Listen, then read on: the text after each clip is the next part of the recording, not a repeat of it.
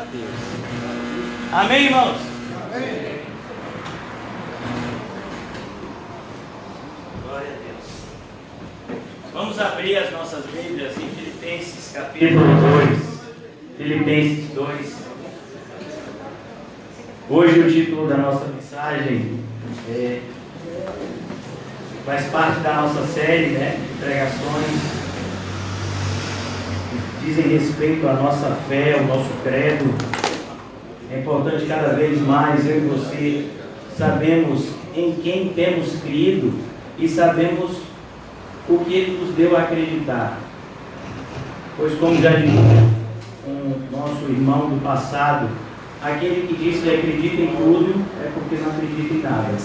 Então nós precisamos saber delimitar a nossa fé, saber de fato o que de fato é verdade nesse universo evangélico, onde todo mundo parece que tem alguma coisa a falar e poucas pessoas têm o desejo de aprender.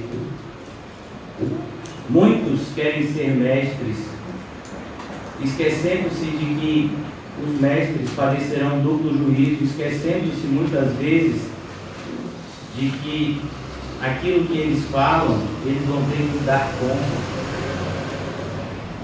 Então Jesus tem hoje a nos ensinar uma das mais importantes lições que o cristianismo bíblico tem a dar aos seus, que é a humildade. O título da nossa mensagem hoje é A Verdadeira Humildade. Nessa série, qual é o Deus do nosso cristianismo? Nós temos um Deus que nos ensinou humildade. E Ele nos ensinou essa humildade de uma maneira impensada, dando exemplo.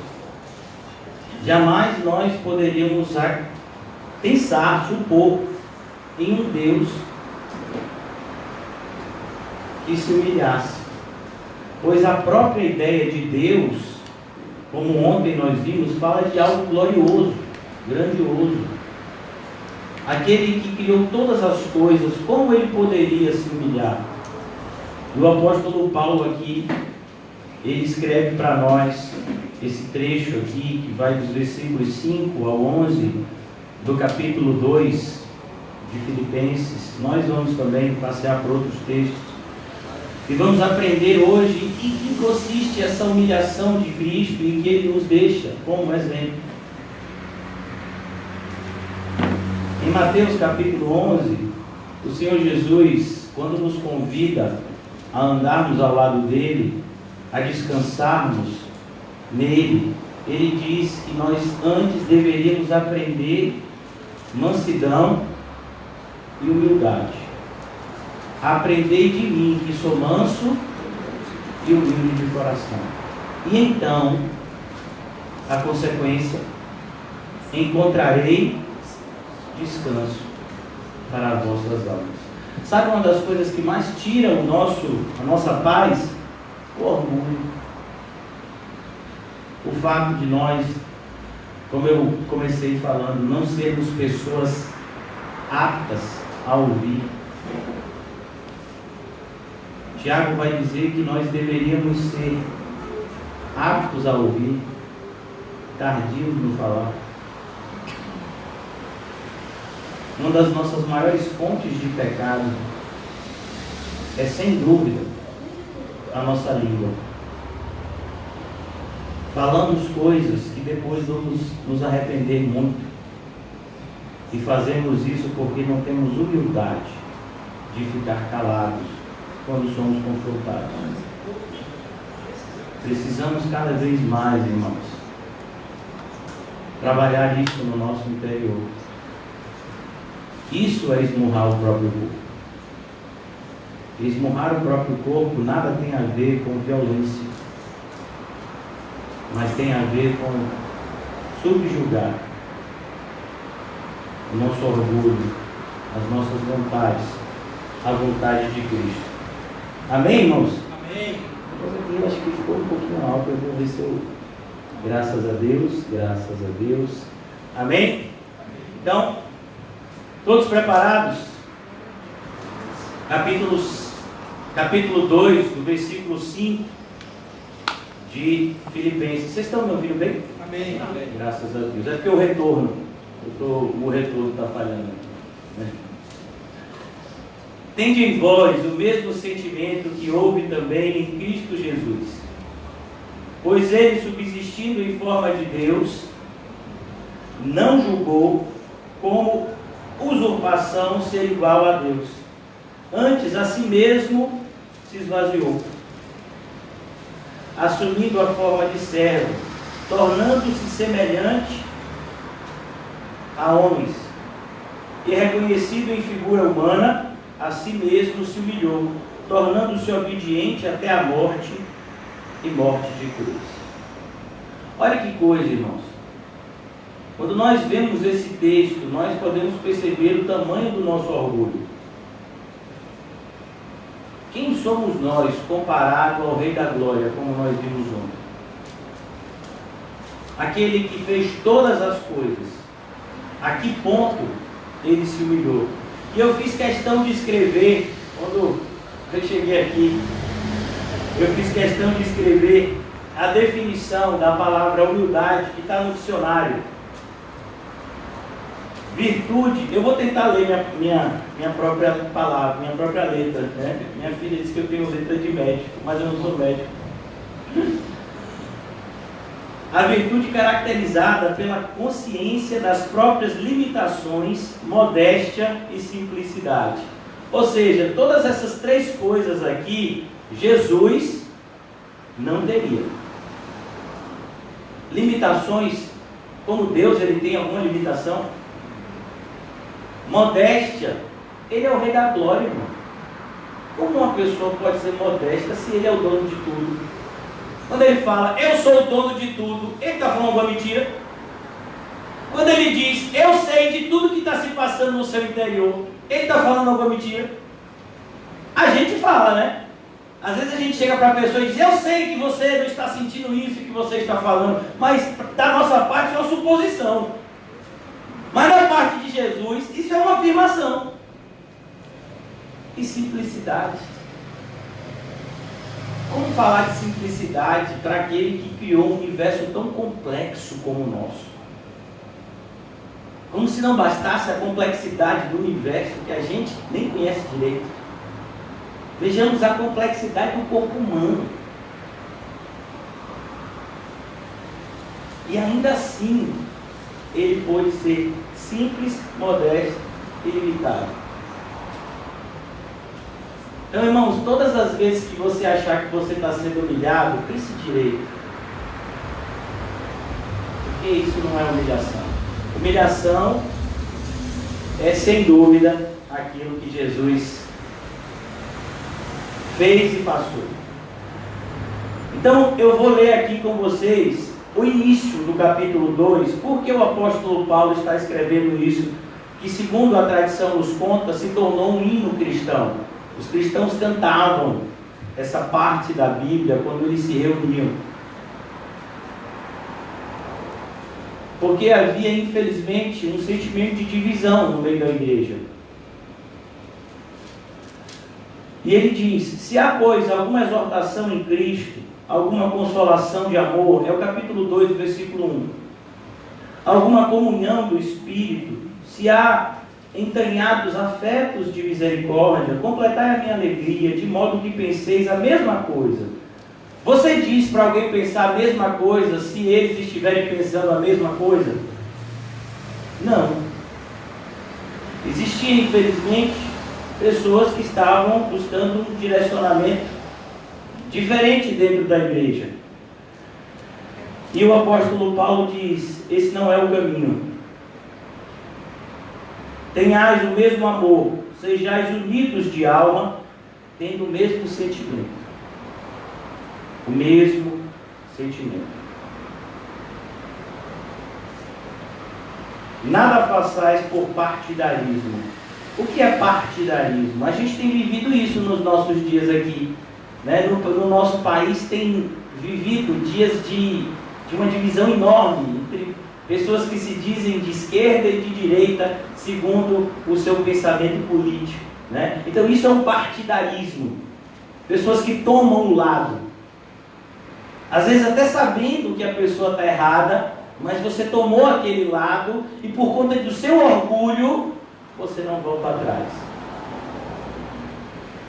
É como, por exemplo, né, a atitude translocada do nosso presidente, que parece que não está acontecendo nada, né, para ele.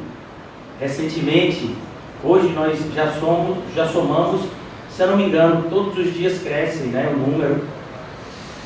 Já somam mais de 15 mil pessoas no nosso país que morreram por conta do coronavírus.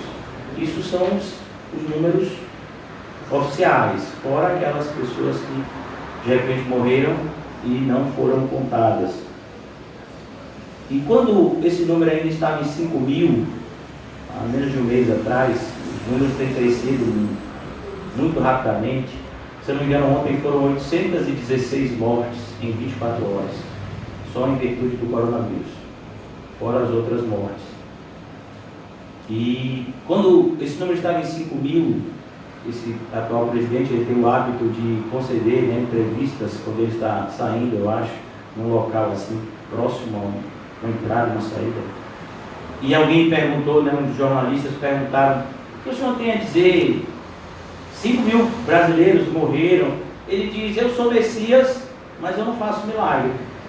Ou seja, ele ainda brincou com a morte de 5 mil pessoas. Ele ainda conseguiu achar graça nisso. Não estou aqui defendendo nenhuma. Os irmãos bem sabem que o meu posicionamento político é teocrático. Eu acredito na teocracia, no governo absoluto de Deus. Então, eu respeito aqueles que acreditam na aparente democracia que o nosso mundo vive, mas eu me submeto ao mundo teocrático. Então, independentemente, né, de ser uma pessoa de esquerda, ou de direita, ou de centro, eu particularmente me defino como uma pessoa do alto, mas é assustador você ver o líder de uma nação falar coisas como essa, demonstrando total desprezo pela vida humana. Perceba que é uma pessoa que não tem nem um pouco de humildade. Por que eu peguei o exemplo dele? Porque ele é a pessoa, entre aspas, mais poderosa do nosso país. Jesus é a pessoa mais poderosa do universo. E ele que nos ensinou a humildade. Então a gente percebe que qual deveria ser de repente o papel desse Senhor? Visitar os hospitais, dar um apoio emocional, físico a essas pessoas que estão sofrendo, mas fica um debate que não vai levar a lugar nenhum. Se tomar esse remédio fica bom. É claro que não fica bom. Se esse remédio que ele defende curasse as pessoas, não tinha morrido tanta gente no mundo, irmão. Isso é uma coisa lógica. E aí faz de uma doença que tem matado milhares de pessoas um palanque político. Por que eu peguei esse exemplo, irmãos? Para a gente entender que tem pessoas que têm feito a mesma coisa no mundo espiritual. Enquanto milhões, não são milhares, mas milhões de almas estão indo para o inferno todos os dias, as pessoas estão preocupadas em debates teológicos. Mas eu acredito que Jesus vai vir antes da tribulação, mas eu acredito que Jesus vai vir depois da tribulação, mas eu acredito que Jesus vai vir no meio da tribulação. Meu filho, quando Jesus vai vir, não é da sua conta. O que é da sua conta é renunciar tudo, tomar a sua cruz e seguir a Ele. É entrar pela porta estreita que Ele mandou. É seguir até o fim, porque Ele diz que somente aquele que perseverar até o fim é que será salvo. Então, no meio da igreja, nós estamos vendo a mesmo tipo de atitude. Aqueles que deveriam liderar o povo estão brigando por coisas secundárias, quanto àquilo que deveria ser prioridade. No caso dos governantes mundanos, a salvação de vidas. No caso de nós que somos igreja, a salvação de almas que são eternas. Se nós não redescobrirmos urgentemente o significado da verdadeira humildade, nós vamos nos perder em meio à obra de Cristo, fazendo coisas que não deveríamos, deixando de fazer aquelas que deveríamos. Por isso ele diz: nada façais por partidarismo ou vanglória. Por que você quer buscar glória para você? Vamos imaginar que alguém descubra um tratamento eficaz contra essa doença. Irmãos, deixa eu lhe dizer uma coisa. Você acha que essa pessoa vai dizer na mesma hora? Não.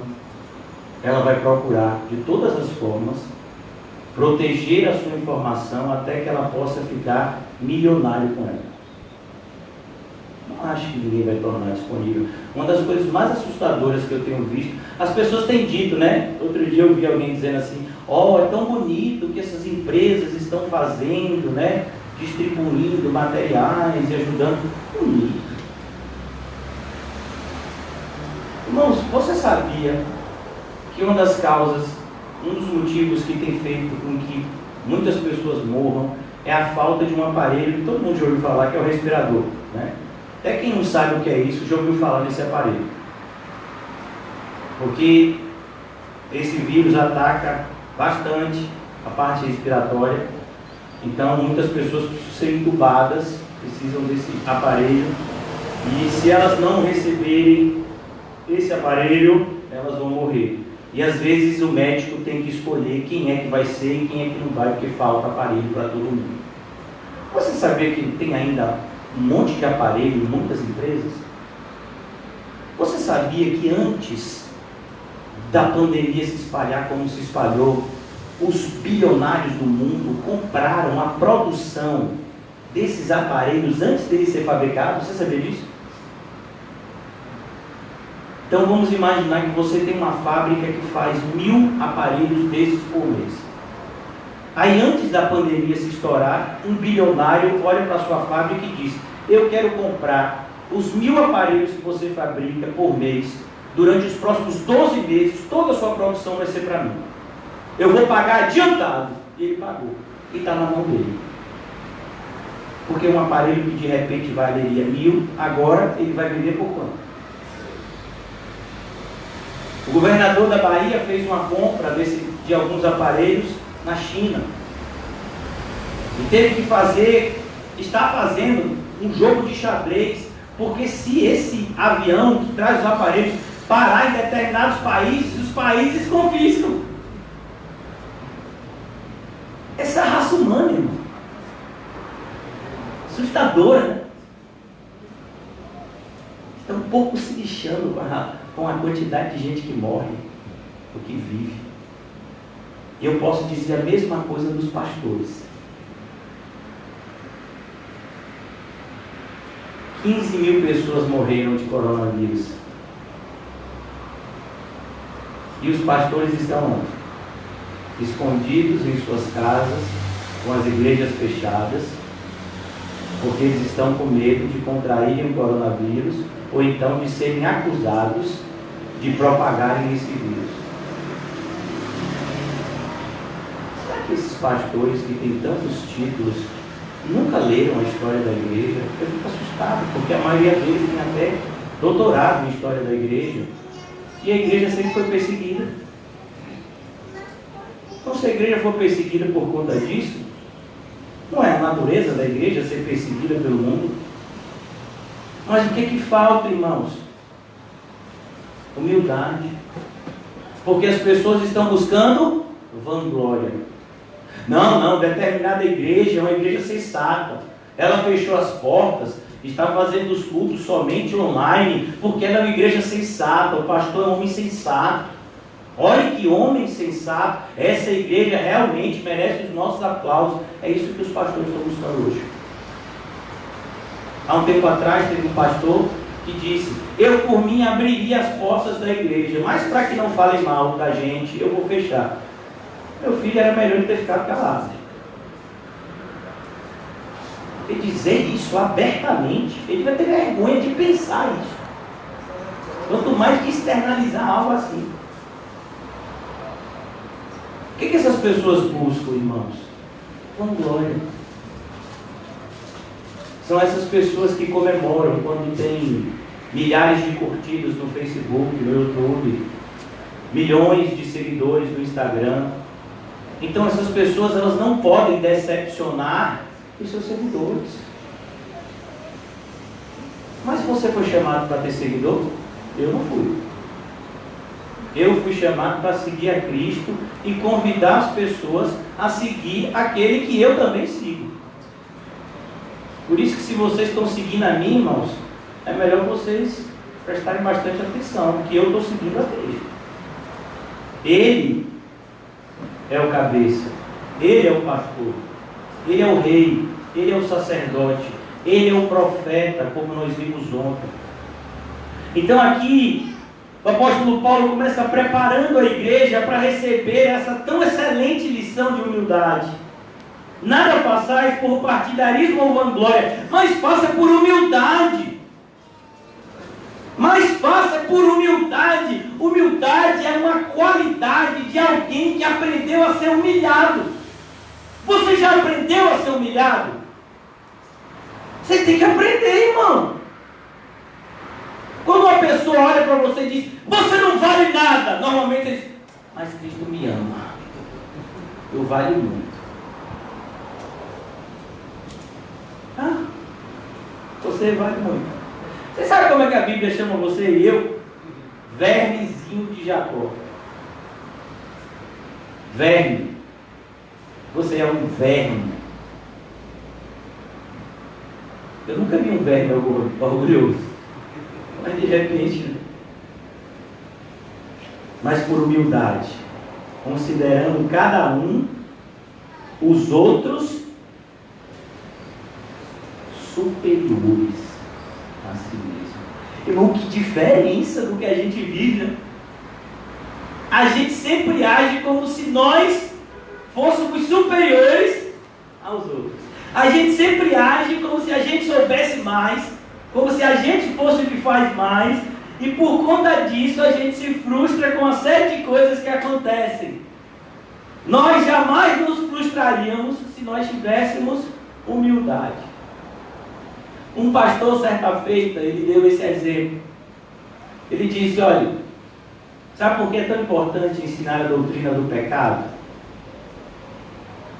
Porque ninguém nunca vai valorizar o remédio se não entender a enfermidade. Por exemplo, vamos imaginar que antes dessas 300 mil pessoas que morreram por conta do coronavírus, logo no início da pandemia, quando a pandemia ainda estava restrita à China, algum médico, genioso, genial, tivesse desenvolvido uma vacina, será que a gente valorizaria a vacina como a gente valorizaria ela hoje? Se tivessem, apenas alguns doentes, poucas pessoas faleceram, e aí o médico diz, não, a gente já tem aqui a vacina. Aí a gente diria, como o atual governante da nossa nação, mas é uma gripezinha boba. Foi assim que ele definiu o coronavírus logo no início. Mas, se a vacina viesse hoje, você acha que as pessoas iam valorizar ou não? Como você acha que seriam as filas para tomar essa vacina? Para ficar imunizado dessa doença que é tão letal? Porque as pessoas já viram que ela é séria. Então, irmãos, o pecado é muito mais sério que o Covid. Os danos do Covid são temporários. Os danos do pecado são eternos. E aí ele diz, olha, se você pega um bilionário, como Bill Gates, ele usa esse exemplo, e oferece a ele um sanduíche de mortadela, como a gente tem aqui nas quintas-feiras, né? Você acha que ele ia gostar do sanduíche de mortadela? um homem acostumado a comer as coisas que ele come, ele é capaz, ele tem uma fortuna onde ele pode comprar um restaurante por dia, às vezes até mais, quantidade de dinheiro que ele tem. Agora, se você pega uma criança dessas que está nesses países onde há guerra civil, muita fome, e ela está dias sem comer, e você dá um sanduíche de mortadela para ela, o mesmo sanduíche, você acha que aquela criança vai rejeitar? Ou vai aceitar e te agradecer bastante por aquele alimento que você deu para ela? Recebeu a humildade? Reconhecer quem de fato somos. Miseráveis pecadores, totalmente dependentes da graça e da misericórdia do Senhor. Sabe por que nós estamos aqui? Porque precisamos. Ai de nós, se Deus não providenciasse momentos como esse.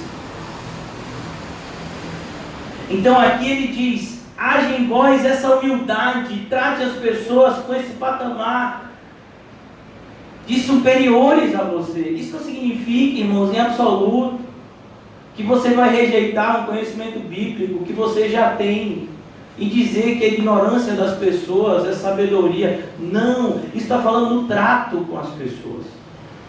Trate as pessoas melhor do que você gostaria de ser tratado. Então, vamos imaginar, por que a gente prepara esse ambiente na igreja? Porque sempre a gente coloca um cafezinho, você tem álcool em gel ali quando você chega. Os irmãos procuram sempre limpar os banheiros para que quando vocês cheguem, o banheiro esteja limpo. Por quê? Por que a gente se preocupa em transmitir os cultos em uma qualidade que as pessoas possam assistir bem, aqueles que não puderem vir? Por quê? Porque a gente gostaria de receber esse mesmo tratamento. Se um dia você não pudesse vir ao culto porque está doente ou qualquer coisa semelhante, como você gostaria de ter essa facilidade de, no seu celular, no seu computador, às vezes até deitado numa cama de hospital, você abre e você assiste o culto. Sabe, tudo que preparamos aqui é nesse sentimento de tratarmos os outros superiores a nós. Jesus deixou a lição quando ele lavou os pés dos seus discípulos. E tem aquela palhaçada, né, que o Papa faz todo ano. Ele escolhe um monte de gente com as unhas bem feitas, com os pés bem limpinhos, para fingir que está lavando os pés dele, né? E tem gente até que adere a essa ideia. Irmãos, aquilo dali é um simbolismo. Você não lava os pés de ninguém, até porque você não é Jesus. O fato de você lavar os pés de alguém jamais se comparará com o fato de Jesus ter lavado os pés dos seus apóstolos. A criatura lavando os pés, o Criador lavando os pés da criatura. Isso nunca se repetirá. O que Jesus quer ensinar naquele ato é a humildade daquele que era o líder de todos, fazer o ofício daquele que deveria ser o mais simples de todos. Era o servo mais humilde da casa que era responsável por essa tarefa. E Jesus vai e desempenha essa tarefa justamente. Arrependa-se! Então é importante que a gente perceba isso. Esse sentimento de humildade, de olhar para as pessoas, entender que nós não somos superiores a elas, nós somos mais responsáveis. Por exemplo, é tão triste, né? Hoje o pessoal tem dito que os médicos são heróis. Vamos, eu me perdoe aos irmãos que são da área da saúde, mas eu não vejo heroísmo nisso. De forma alguma. O único herói que existiu foi Jesus. Todos os outros são vilões. Aquele médico que está lá trabalhando para salvar vidas, no final do mês ele vai ser pago, não vai? Sim ou não? Vai? Ele está fazendo aqui de graça? Não. Qual é o heroísmo de você fazer algo que você está sendo recompensado por aquilo? Jesus não somente não recebeu, como ele pagou para fazer o que ele fez. Isso é heroísmo.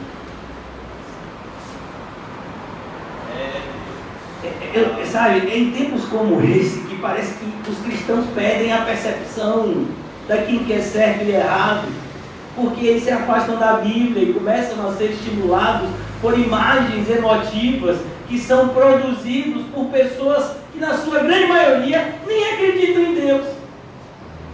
Imagine, você acha que aqueles diretores de televisão, você acha que a maioria dos jornalistas de hoje, você acha que eles acreditam em Deus, irmão?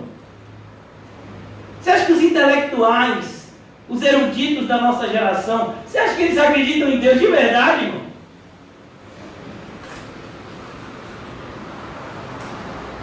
Humildade. Jesus tinha segurança.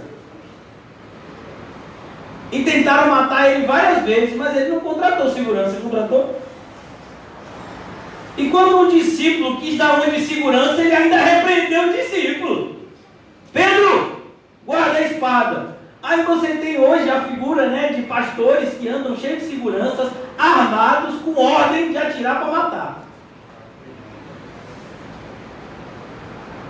Cadê a humildade desses homens que deveriam nos ensinar humildade? Mas, por humildade, considerando cada um os outros superiores a si mesmo. É assim que você age, irmão?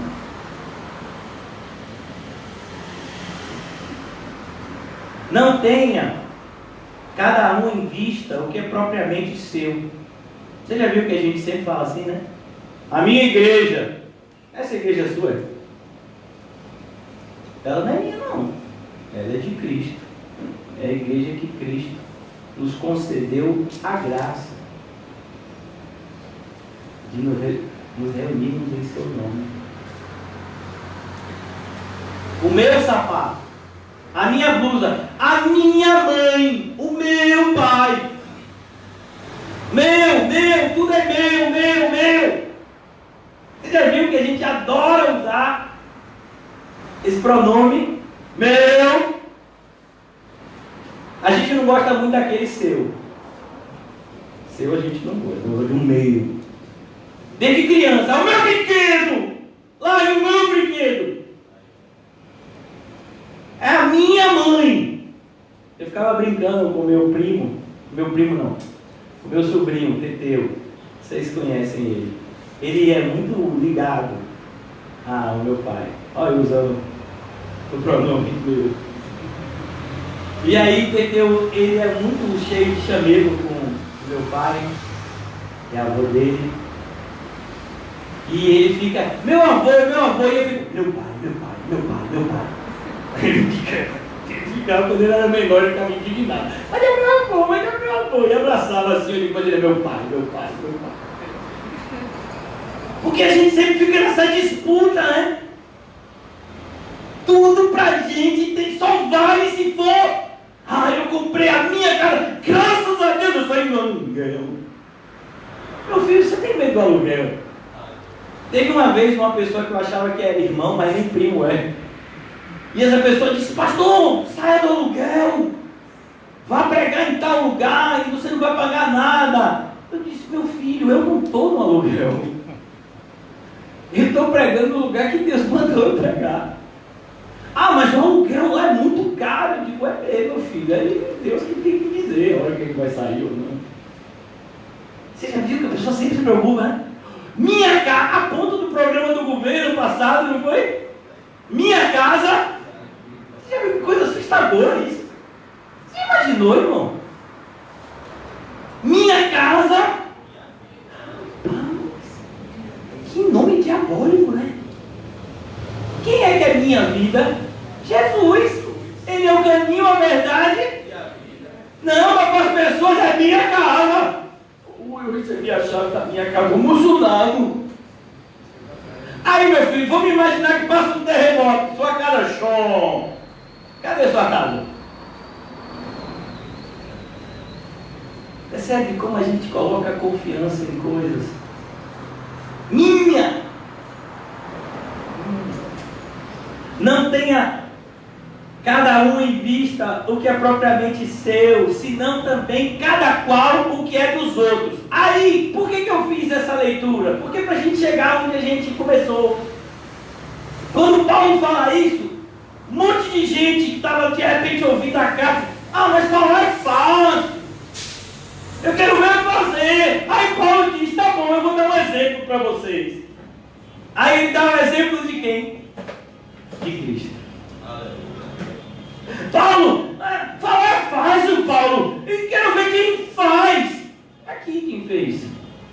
E fez isso para deixar exemplo. Quando Jesus diz, eu sou o caminho, ele está dizendo, eu sou o exemplo que vocês têm que seguir. Quando o autor da carta aos Hebreus diz que nós devemos olhar firmemente para o autor e consumador da nossa fé, esse pessoal não desiste não, é todo domingo agora, essa buzina. Mas se a gente tivesse metade do comprometimento desse povo, eu acho que Salvador já estava todo evangelizado. Né? Rapaz, essas rebuzinas são... Tem em vós o mesmo sentimento que também houve em Cristo Jesus. Não, como disse o irmão José na oração, mas eu não sou Jesus. Mas deveria ser. Você tem que seguir o caminho que ele deixou para você seguir. Você só é cristão se você está andando nesse caminho. Se você está fora do caminho de Jesus, você não é cristão. Eu não consigo perdoar como Jesus, mas tem. Eu não consigo amar como Jesus, mas tem que amar, meu filho. Eu não consigo me doar como Jesus, mas tem que aprender, tem que ser antes da sua morte. Porque depois dela, meu filho, não tem mais jeito. Eu sou o caminho, a verdade e a vida. E ninguém vem ao Pai a não ser através de mim. Ele deixou, eu estava falando até com o irmão ontem, quando terminou o culto no Alto das Pombas.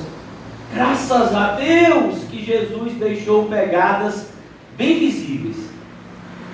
De maneira que aquele que quiser segui-lo não encontrará dificuldade, se o fizer de todo o seu coração. As suas pegadas estão bem visíveis para nós. Mas para que a gente lê a Bíblia? O que eu devo fazer nessa situação? E naquela? E naquela? Pessoal, você olha o que Jesus fez. Porque em tudo ele foi provado. Tudo que você e eu fomos provados, Jesus foi também. E a nossa reação tem que ser igual a dele. Então, Paulo diz, tende em vós o mesmo sentimento. Por que Paulo usou essa palavra sentimento e não a palavra atitude? Porque, irmãos, muitas vezes as nossas atitudes, elas são corretas, mas a motivação delas não é. É como eu disse, muitas pessoas nesse período de pandemia externalizam uma aparente preocupação com o seu semelhante, mas é mentira, elas fazem isso só por vanglória, para serem reconhecidos. Se não tivesse ninguém filmando, eles não fariam aquilo. Se não tivesse os canais de televisão, tá vendo em tal lugar, eles estão distribuindo cesta básica, aí filma, Deus tocou no meu coração, e eu comecei a recolher alimentos e distribuir. Se não tivesse ninguém filmando, se ninguém, e nem você, propagasse o que você está fazendo, você faria mesmo assim? Ou você só faz porque você divulga isso? A gente vive na época, irmão, que as pessoas tiram foto, selfie delas orando, para dizer que são pessoas de oração. Que coisa louca, irmão. Então tudo tem que ter propaganda, tudo tem que ter marketing. É como disse uma vez, né, um desses palestrantes motivacionais, ele disse a seguinte frase: faça o melhor que você puder e depois faça propaganda do que você fez. Essa seria, segundo esse motivador, o segredo do sucesso. Então o segredo do sucesso seria: faça o melhor que você puder naquilo que você está se predispondo a fazer e depois faça propaganda do que você fez. É exatamente essa linha que o mundo segue. Então as pessoas se dedicam aos seus ideais e depois eles fazem bastante propaganda para serem ovacionados ou então obterem vantagens materiais daquilo que eles fazem. Eu me lembro, irmãos, tem um homem hoje, eu chamo ele de homem, né, porque ele é da minha idade. Ele fazia faculdade, quando eu fazia faculdade também. É um que hoje eu acho que ele é deputado estadual, Marcel Moraes, não é isso mesmo? Ele fazia faculdade, na época que eu fazia faculdade, ele era uma pessoa extremamente inoportuna. Nessa época que não tinha, na minha época ainda não tinha Facebook e nem Instagram, Twitter, no máximo que tinha era Orkut. Então existia algo que se chamava mala direta. Mala direta era quando você fazia uma espécie de e-mail e mandava para milhares de pessoas. E ele fazia isso direto, né? Ninguém conhecia ele na época. Aí até que ele viu, ele nunca sonhou em fazer o que ele está fazendo hoje. Ele falava muito de coisas estudantis, né? Ele era muito vinculado às coisas estudantis. Aí teve eu acho que ele teve, né, uma sacada assim, diabólica.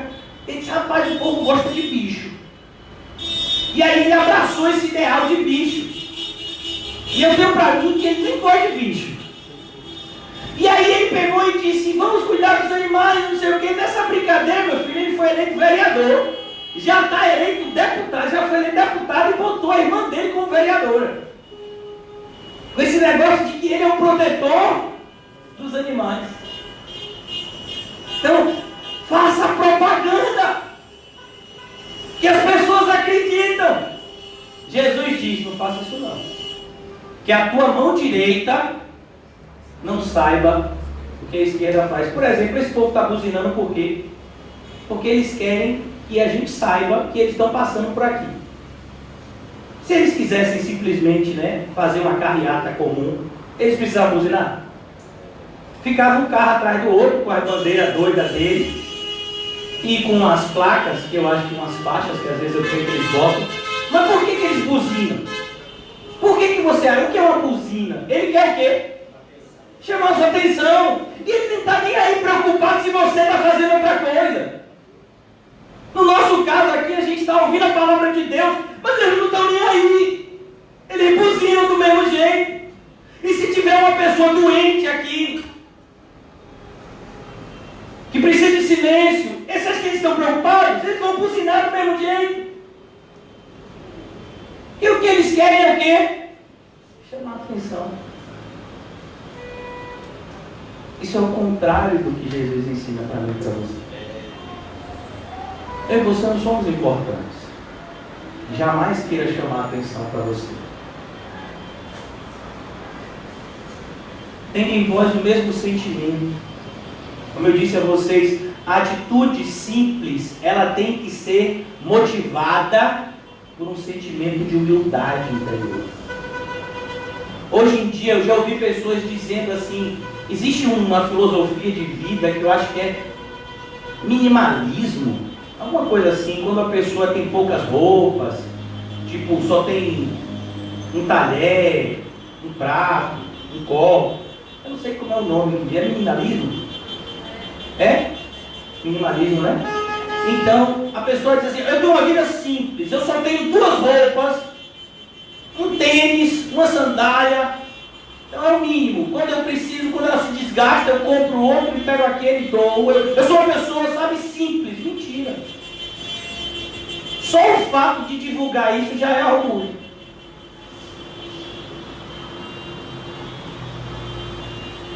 Por isso que Jesus, ele começa mostrando para a gente que a atitude certa, ela começa com uma motivação certa.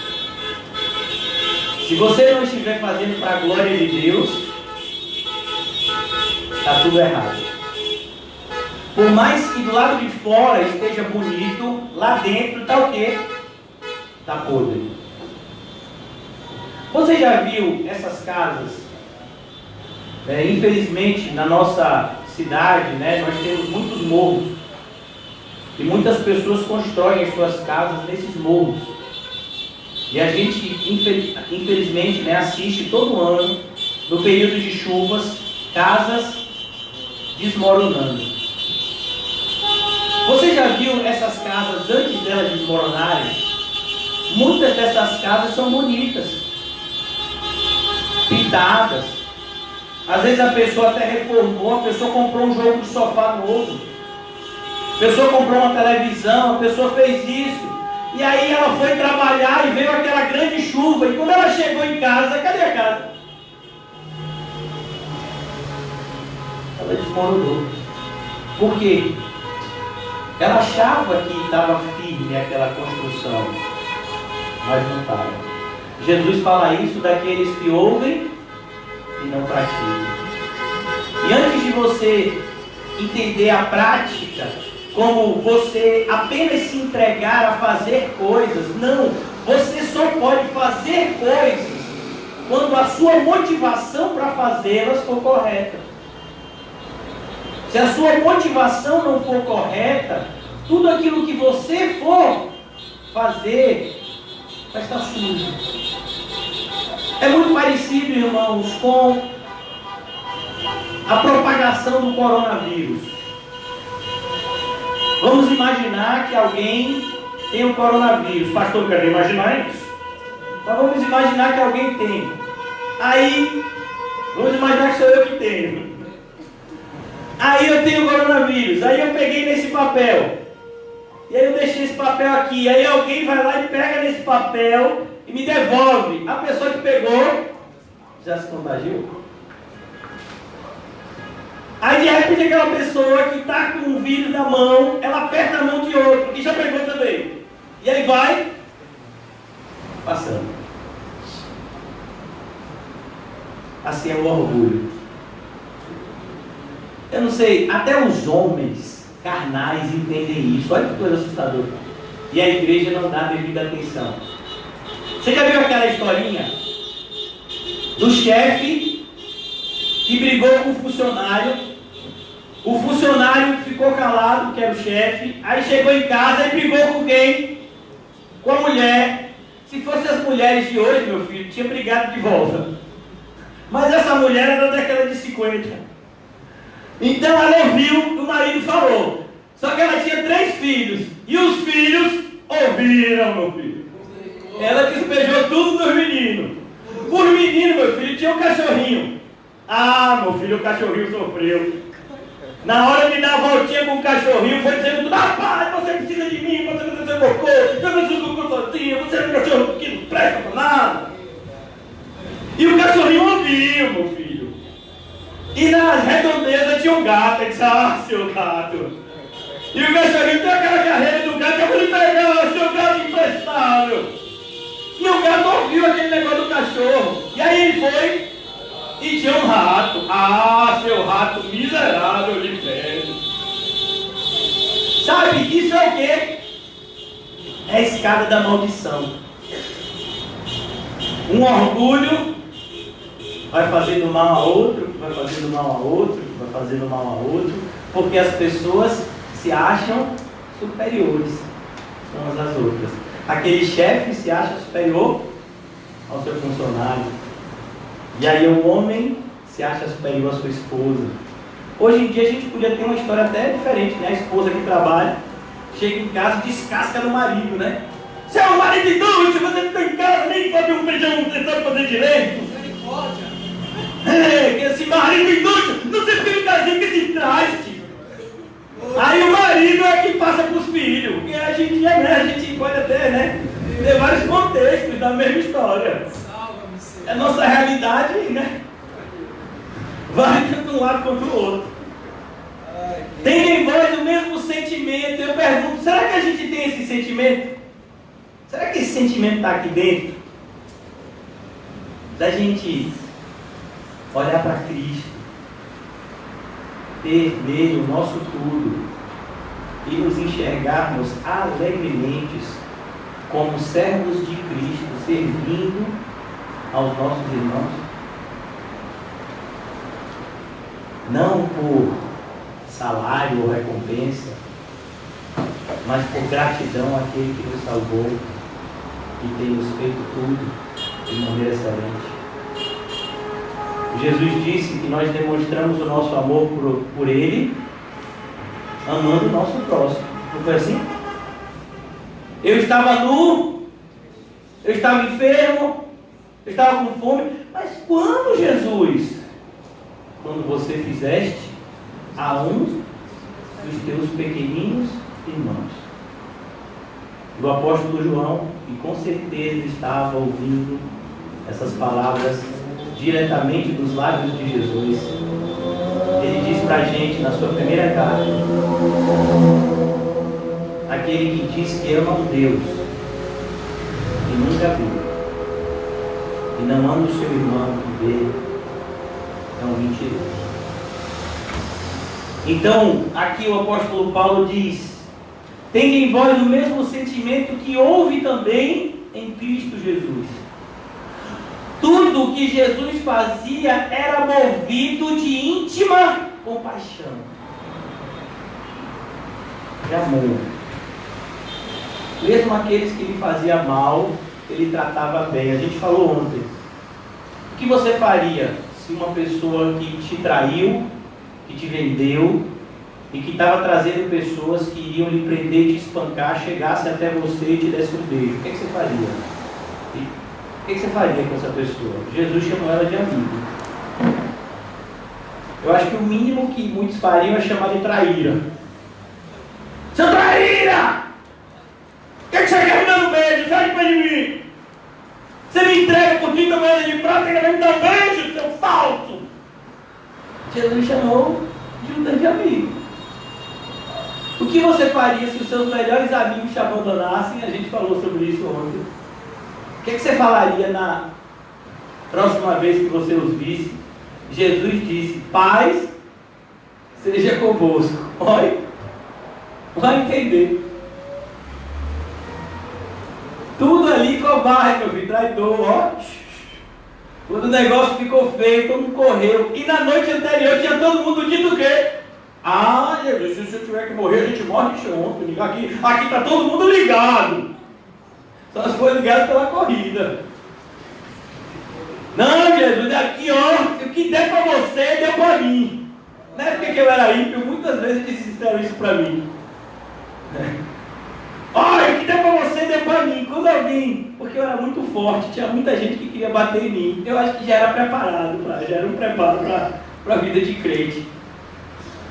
Aí, nas vezes que as pessoas se juntavam para bater em mim, os meus amigos não ficavam um. Não, meu apelido era Torão. Torão, o que dá para você, deu para mim. Olha, vai acreditar nele? É a mesma coisa nos nossos dias hoje, né? Mas sabe como foi que Jesus disse? Paz seja com você. Esse sentimento que habitava dentro de Jesus, íntima compaixão, o apóstolo Paulo diz, tem que habitar em nós também. A gente não é uma nova criatura.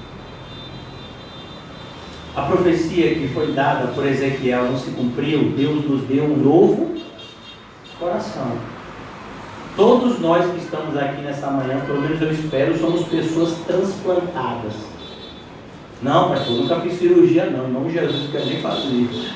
Mas, meu irmão, todos nós, para sermos cristãos, tivemos que ter o nosso coração trocado. Versículo 6. Pois ele, subsistindo em forma de Deus. A ideia de subsistir, irmãos, é a ideia de ser como. Ele é Deus, como a gente já viu. E no princípio era o Verbo estava com Deus e o Verbo era Deus. Então ele sendo Deus, ele não usou do seu direito Um exemplo, irmãos, muito pequenino, para a gente ter essa ideia. O apóstolo Paulo, quando estava em Filipos, nessa mesma cidade aqui, que está recebendo agora essa carta, capítulo 16 de Atos, o apóstolo Paulo estava pregando o evangelho, e existia uma moça que estava fazendo propaganda para ele e Silas. Imagine, ela funcionava como uma caixinha de som do irmão José. Ouçam a eles, são servos do Deus Altíssimo. Ouçam a eles. Você já imaginou? Mas aquela mulher estava endemoniada. E aí teve um momento que Paulo disse: saia dela e nunca mais volte. Então aquela mulher que estava endemoniada, que por conta desse demônio de adivinhação dava lucros aos seus senhores, porque ela também era escrava, ela parou de adivinhar. Os seus senhores agora viram a oportunidade de lucro desaparecer. E se você quiser que alguém fique seu inimigo, meu filho, é só mexer no bolso.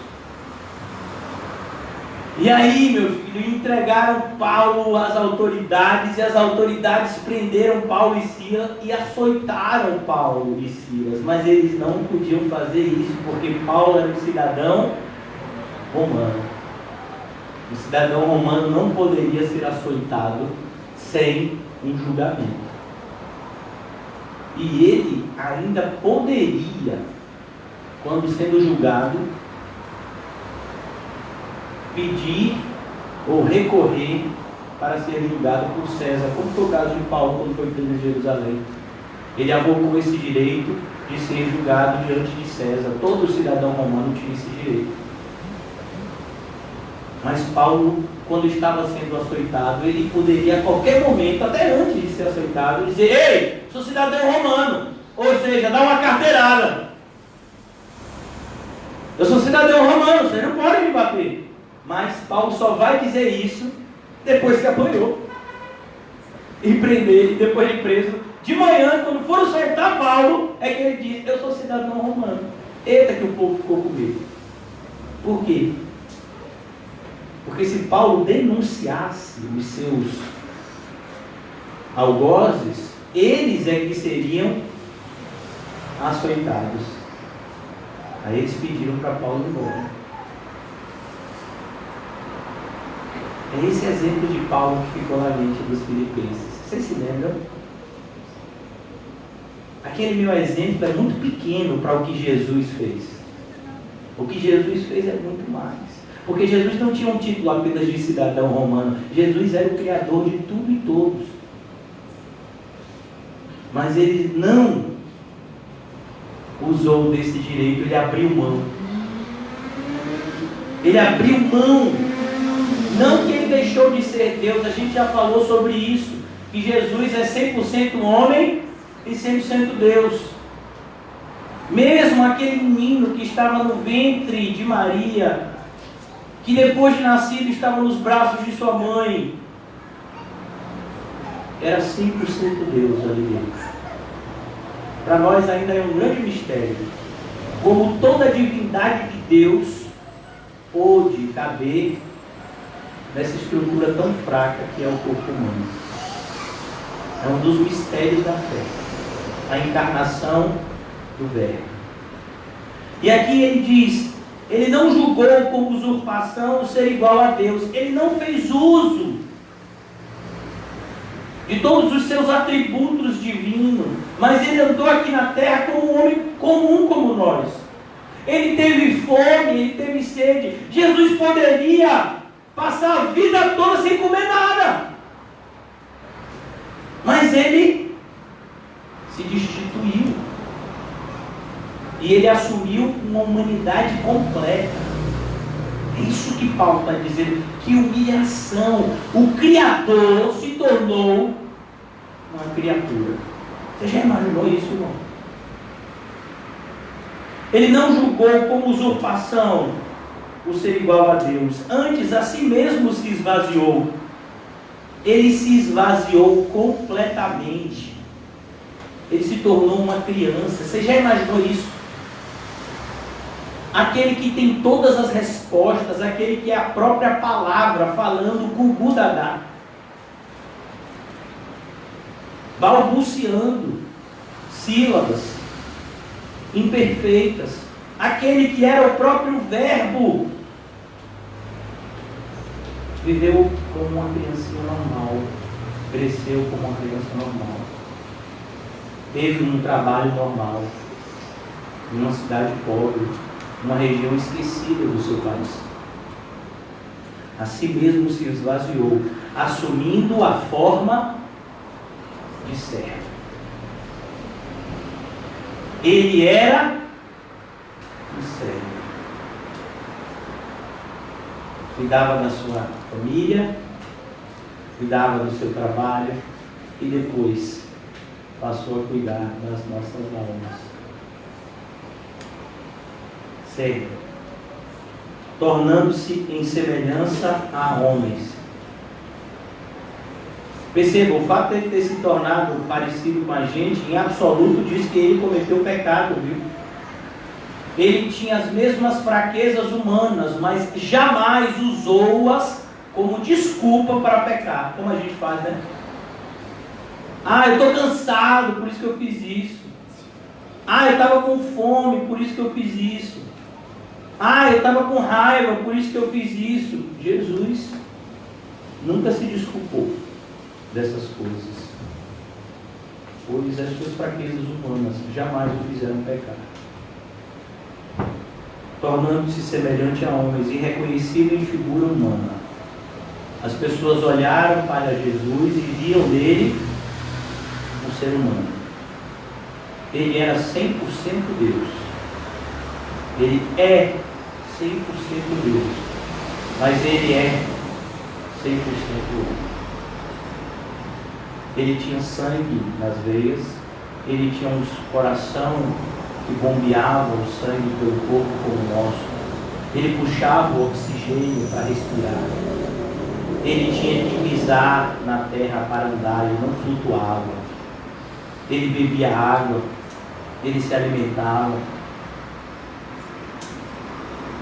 Ele se tornou uma figura humana, aquele que é 100% Deus. Você já imaginou Deus suando gotas de sangue? Imagina Deus sendo machucado. Quando bateram em Jesus, ele ficou machucado.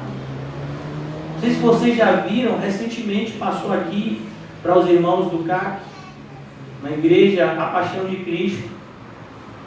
Quando aquele chicote romano batia nas costas de Jesus, puxava, saía o quê? Carne e sangue. Deus sangrando. Imagina. A si mesmo se humilhou.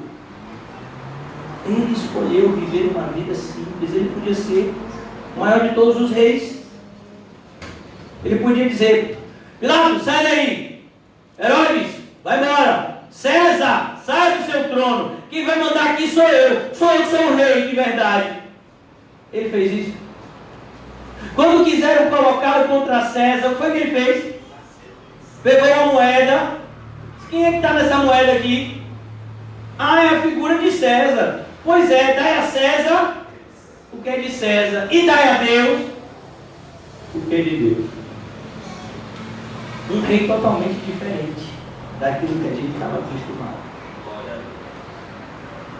Quando ele foi entrar na cidade de Jerusalém, ele cumpre uma profecia que está lá em Zacarias. Ele monta em um jumentinho. Os reis romanos, normalmente, eles andavam o quê? Em cavalos fortes, bonitos. O cavalo sempre trouxe essa ideia, né? De força, de vigor, de poder. Então, todos os reis, né? Eles tinham cavalos, os generais, eles tinham aqueles cavalos mais bonitos de todos. E Jesus nem um jumentinho anda em quem? Num filho de jumento. Não é jumentinho, filho de jumento, que nunca havia sido montado. É assim que ele entra na cidade santa. Que coisa, que humildade. Aleluia. a si mesmo se humilhou, tornando-se obediente. Sabe uma das coisas mais dolorosas para mim e para você? Obedecer. Dói, né? Obedecer. Se o seu olho te faz pecar, diz o quê? Arranca. E aí, você já obedeceu?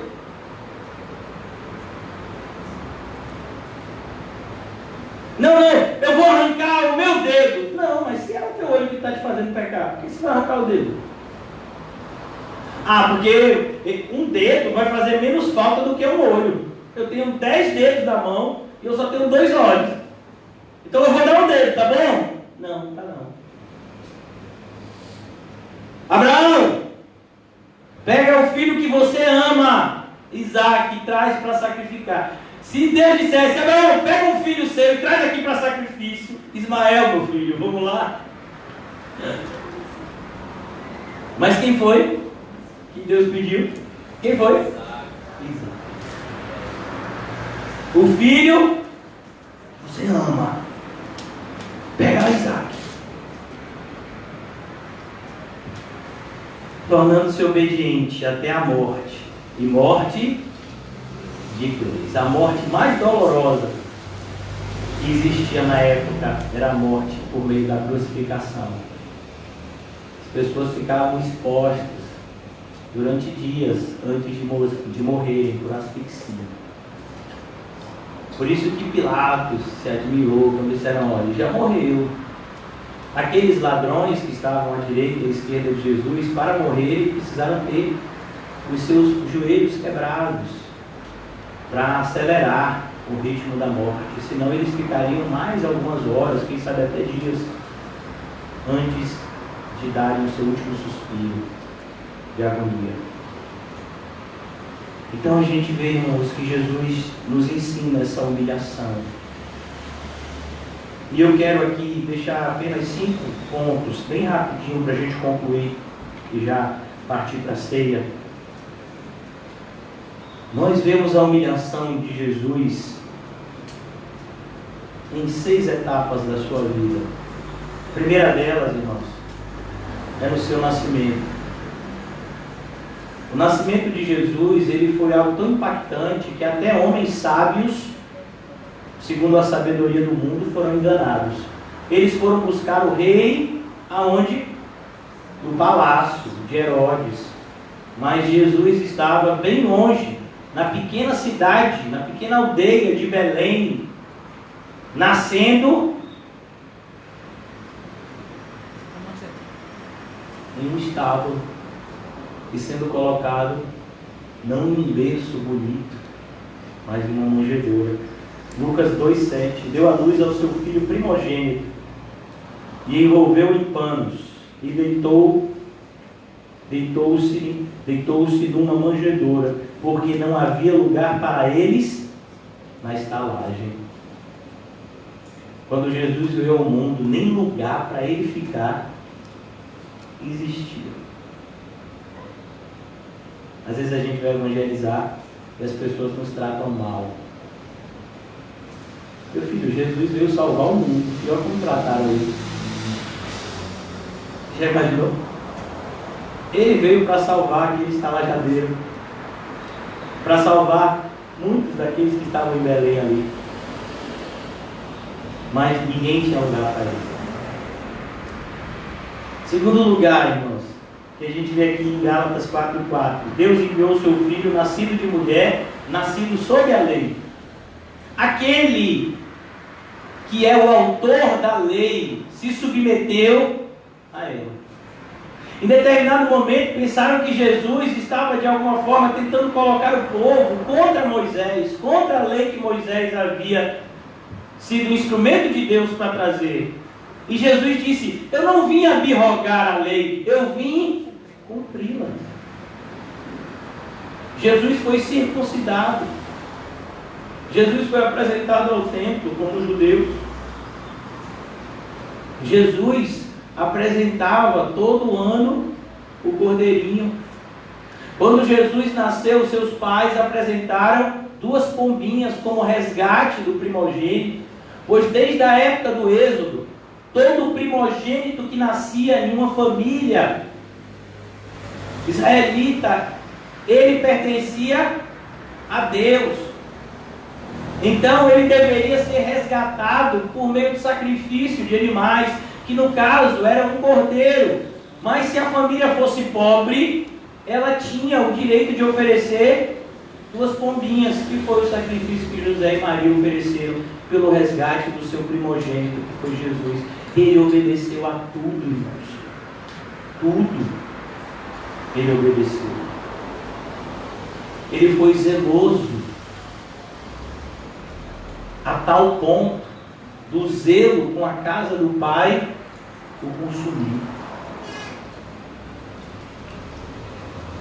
Terceiro ponto, irmãos, Jesus foi humilhado, pois ele sofreu muito nessa vida. A gente percebe isso não somente lendo os evangelhos, e principalmente um texto que é chamado de A Paixão de Cristo, que são os últimos momentos de Jesus antes da sua morte, todo aquele sofrimento que ele passa, mas todo aquele sofrimento é o cumprimento de algo que já havia sido revelado 700 anos antes, por meio do profeta Isaías.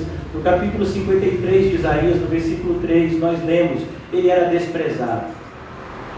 Não foi o que aconteceu? Quando Pilatos diz: o que eu devo fazer com esse que é o seu rei? Crucifica-o! Mas ele não fez mal algum. Ele foi desprezado. Ele veio para os que era seu. Ele veio para aquilo que era seu, mas os seus não receberam. Ele era desprezado, o mais indigno entre os homens. Ele foi tratado como o pior de todos os homens. Você imagine, irmãos, que preferiram Barrabás, um homicida, do que Jesus. Coisa assustadora. Solta Barrabás! Homem de dores, que sabe o que é sofrer. Você está sofrendo? Converse com Jesus. Ele sabe o que é sofrer. Ele sabe. Muito mais do que qualquer um de nós. O quarto ponto da humilhação de Cristo é a rejeição total de Deus. Jesus recebeu a ira de Deus, a rejeição completa de Deus, uma ira que só vai ser vista no inferno. Mas Jesus recebeu ela aqui na terra. Só ele teria condição de receber essa ira. Nenhum de nós teríamos condição de tomar do cálice da ira de Deus. Em Mateus 27, 46, e perto da hora nona, ou seja, 3 da tarde, Jesus exclamou dizendo em alta voz: Deus meu, por que me desamparaste? Perceba, irmãos, Deus faz o sol nascer e dar chuva sobre justos e injustos. Mas em relação ao seu filho, ele rejeitou completamente. Mesmo os ímpios, irmãos, só estão vivos por conta da longanimidade de Deus. Mas o seu filho recebeu uma rejeição completa de Deus. Quinto ponto, como se não bastasse essa rejeição completa do Pai, ele foi condenado a uma morte extremamente dolorosa e foi feito maldito. Filipenses 2:8, nós já lemos: e achando na forma de homem, humilhou-se a si mesmo, sendo obediente até a morte e morte de cruz. A Bíblia diz: maldito todo aquele que for dependurado do madeiro. Sexto e último ponto: aquele que é o autor da vida morreu, para que eu e você não tivéssemos que passar por essa experiência. Mateus 12:40. Pois como Jonas esteve 3 dias e 3 noites no ventre da baleia, assim estará o Filho do Homem 3 dias e 3 noites no seio da terra. O corpo de Jesus ficou lá 3 dias naquele sepulcro. Ele morreu. Aquele que havia ressuscitado Lázaro, morto há 4 dias. Ele havia ressuscitado a filha de Jairo. Ele havia ressuscitado o filho da viúva de Naim. Ele havia andado sobre as águas. Ele havia sido transfigurado na presença dos seus discípulos. Aquele que multiplicou pães para milhares de pessoas, que curou milhares de pessoas, morreu. A ponto de alguns dos seus discípulos irem embora completamente desmotivados, abatidos. A gente vê isso lá em Lucas 24, a história dos discípulos no caminho de Emaús. A gente achava que a gente estava diante do Messias, mas aí ele morreu.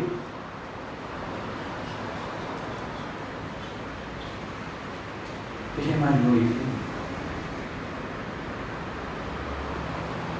Essa humilhação daquele que criou todas as coisas, aquele que é a própria vida,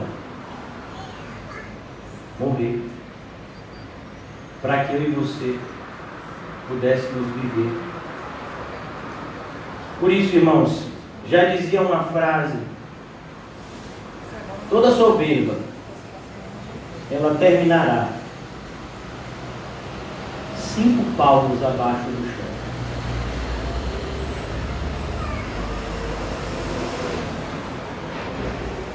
Se você procurar no cemitério a alçada do homem mais rico que já foi enterrado lá, e a alçada de um indigente que nem os seus próprios familiares foram reclamar o corpo, vai haver alguma diferença? Nenhuma.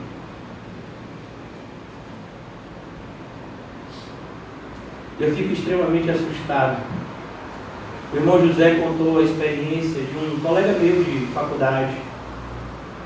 Em determinado momento da minha vida, ele chegou a ser até meu amigo. Nós andávamos juntos, saíamos juntos, fizemos curso preparatório para a OAB juntos.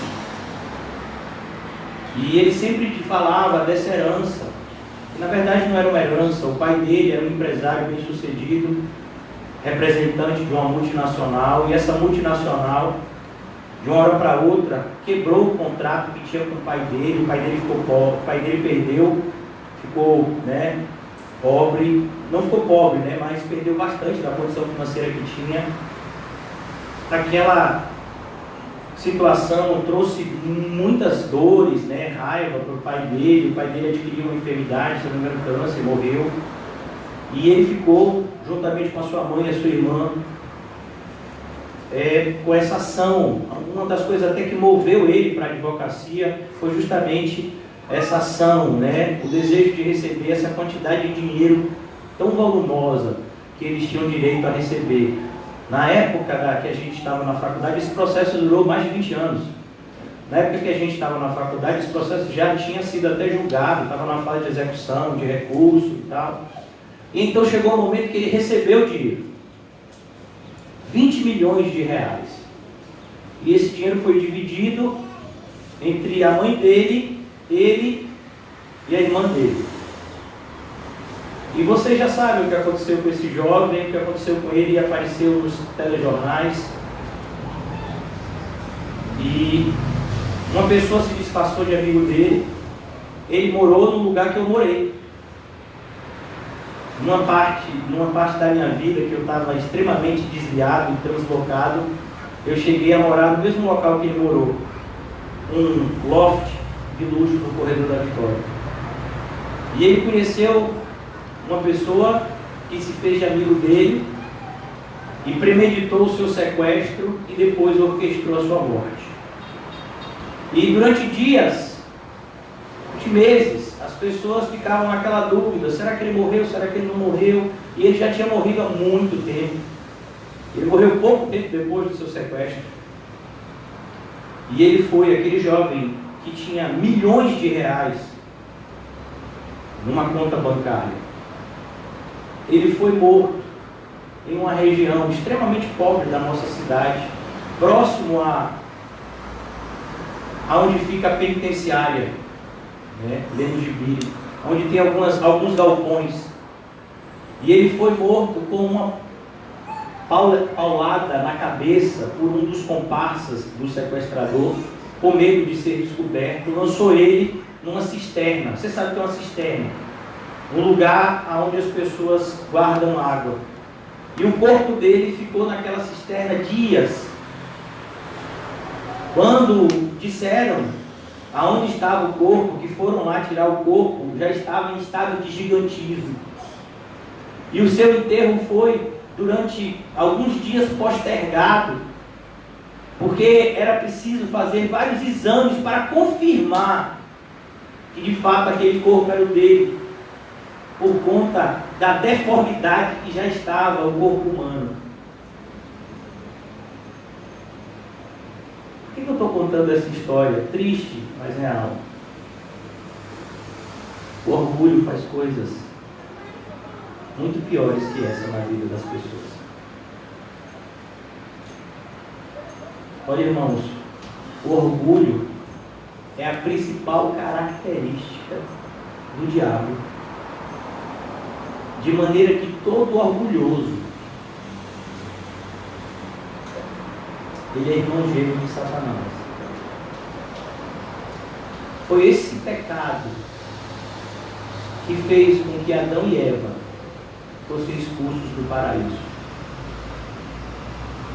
Não foi o fato do fruto ser bonito, atrativo, tudo isso foi uma consequência.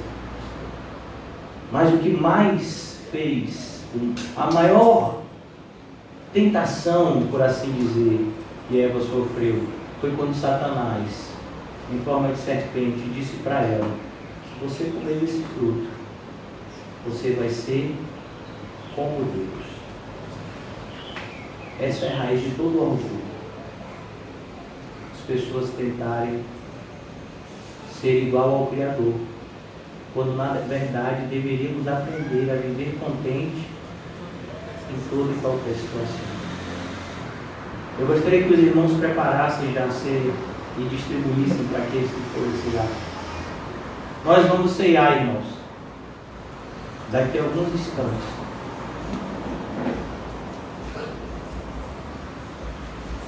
E a pior maneira de você ceiar é você ceiar com o coração orgulhoso. É por isso que eu fico assustado nesses meus quase 10 anos de pastor. Eu já vi muitas pessoas dizendo assim para mim: pastor, hoje eu não ceiei porque eu estou com um coração cheio de raiva assim, de tal pessoa. Sabe como é o nome disso? Orgulho.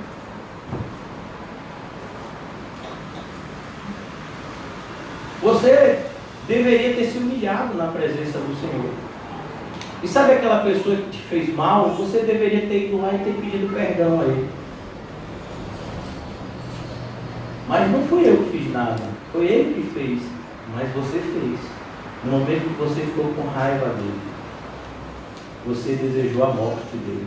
Não, eu não desejei a morte, não. O Senhor Jesus diz que todo aquele que deseja mal ao seu irmão é como um homicida. Percebe, irmãos, que muito pior, obrigado, muito pior do que ceiar da maneira errada é continuar não ceando da maneira errada. A única forma de nos relacionarmos com Deus por meio desse imenso privilégio que é a ceia é nos humilharmos diante da sua potente.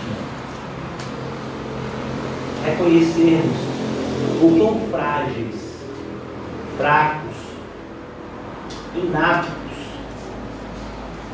nós somos e quão necessitados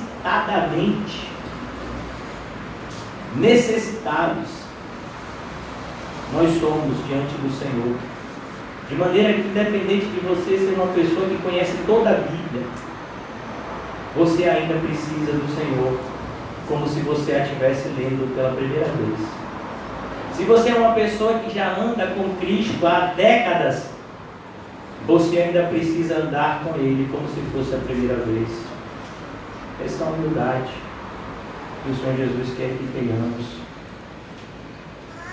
para com Ele, e principalmente sendo demonstrado para com o nosso semelhante. Que o Senhor nos ajude nesta manhã, adiante desse pequeno pedaço de pão, desse pequeno copo, entendemos a grandiosidade daquilo que Cristo conquistou para nós na cruz. O exemplo que Deus Filho deu para nós, aquele que, como disse a Pedro, tinha 12 legiões de anjos, permitiu ser preso, esbofeteado, surrado, julgado injustamente e morto, para que o castigo que nos traz a paz recaísse sobre ele. Foi preso, foi pago um alto preço. Essa é a lembrança que nós temos. Por isso que Jesus nos deixou esse memorial. Vocês vão se reunir várias vezes antes de estarmos juntos no céu. E quando vocês se reunirem em meu nome, vocês vão sempre se lembrar de mim. Quando vocês pegarem um pedaço de pão, um pouco de suco de uva, vocês vão se lembrar daquilo que eu fiz por vocês. Vocês vão se entristecer muito por conta do pecado de vocês, mas vocês vão se alegrar por conta da redenção que eu conquistei para vocês na cruz. Essa é a nossa história, irmãos. É uma história de choro, mas também uma história de alegria. Que o Senhor nos ajude cada vez mais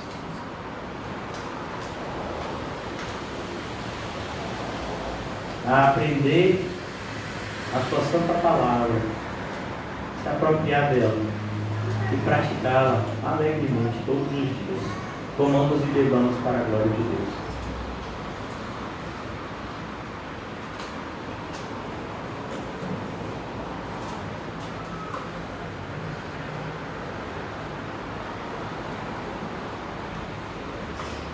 Nosso Senhor, nosso Pai, nessa manhã nos prostramos diante de Ti mais uma vez, pela intermediação do sangue do Teu Filho amado e pelo auxílio indispensável do Santo Espírito, que nos ensina a fazer aquilo que jamais saberemos fazer na sua totalidade, que é orar. Oramos nessa manhã, Senhor, apesar das nossas imperfeições, oramos, pedindo que o Senhor nos ajude a nos tornarmos verdadeiros adoradores, que adorem ao Pai em espírito e em verdade. Não nos deixe, Senhor, sucumbir às constantes tentações. Não nos deixa, Senhor, retrocedermos diante das numerosas provações, mas que cada vez mais, Senhor, sejamos estimulados ao amor e às boas obras, Senhor. Que cada vez mais o caráter de Cristo seja em nós esculpido para a glória do Senhor. Abençoa, Senhor, mais uma vez oramos a vida de Dylan. Vai de encontro, Senhor, a ele, a mamãe dele naquele hospital. Ajuda, Pai, os médicos que irão tratar dele. Abençoa a vida do pai dele que está aqui nessa manhã conosco, nosso irmão César. Capacita-o, Senhor,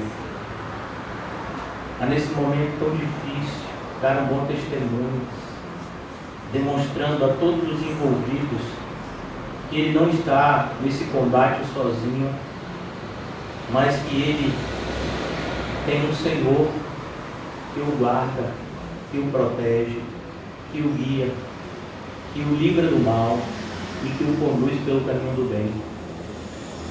Ajuda, Senhor, a César, a Lani, a serem os pais que Dila necessita nesse momento, Senhor. Abençoa essa família, Senhor, com a tua graça salvadora, santificadora. Ó Deus, oramos pela vida da irmã Osana, que o Senhor possa cada vez mais, Senhor, ajudá-la em tudo aquilo que ela tem necessitado, Senhor, em virtude dessas constantes enfermidades que ela tem sofrido. Oramos pela conversão do marido dela, Senhor,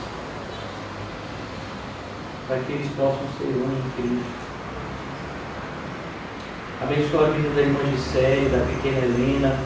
Oramos ontem, mais uma vez oramos na manhã de hoje, por toda a família deles que está lá no Pará, pois ontem uma tia dela veio a óbito em virtude do Covid-19. E nesse momento, Senhor, de luto, de escuridão, a tua luz brilhe e todos sejam atraídos, Senhor, por meio do arrependimento e da fé, a salvação que há em Cristo Jesus. Abençoa, Pai, a nossa pequena congregação. Ó Deus, nos ajuda nos constantes conflitos que temos passado, internos e externos. E cada vez mais, Senhor, possamos crescer na graça e no conhecimento de Ti. Ajuda-nos, Senhor, a sempre e sempre sermos movidos pelo primeiro amor. Ajuda-nos, ó Pai, a nos dedicarmos cada vez mais ao estudo da Tua Santa Palavra e à propagação dela. Que o Teu Evangelho, Senhor, seja o nosso Evangelho.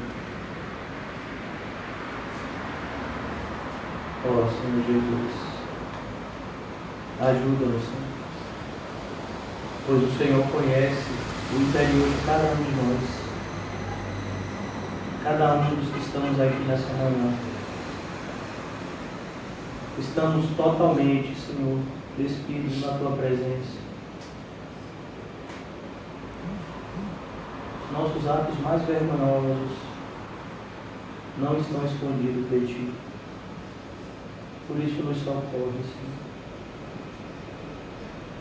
Não nos deixa, Senhor, entregues à influência maligna do pecado, mas nos ajuda a vencer por meio de uma vida santa e totalmente devotada a Ti, Senhor. Abençoa, Senhor, os meus irmãos e irmãs nessa manhã e nos faz cada vez mais vivermos os dias que nos restam aqui na terra como a luz do mundo e o sal da terra, pois essa é a nossa condição, que nos foi pré-determinada por Ti, desde antes da fundação do mundo. Que nós possamos viver desta forma, Senhor, para a Tua glória e para a nossa alegria. Em nome de Jesus, amém e graças a Deus. Amém, irmãos? Saúde-se mutuamente com um olhar santo. E não se esqueça de dizer para você mesmo: se você quiser subir, você tem que aprender a descer.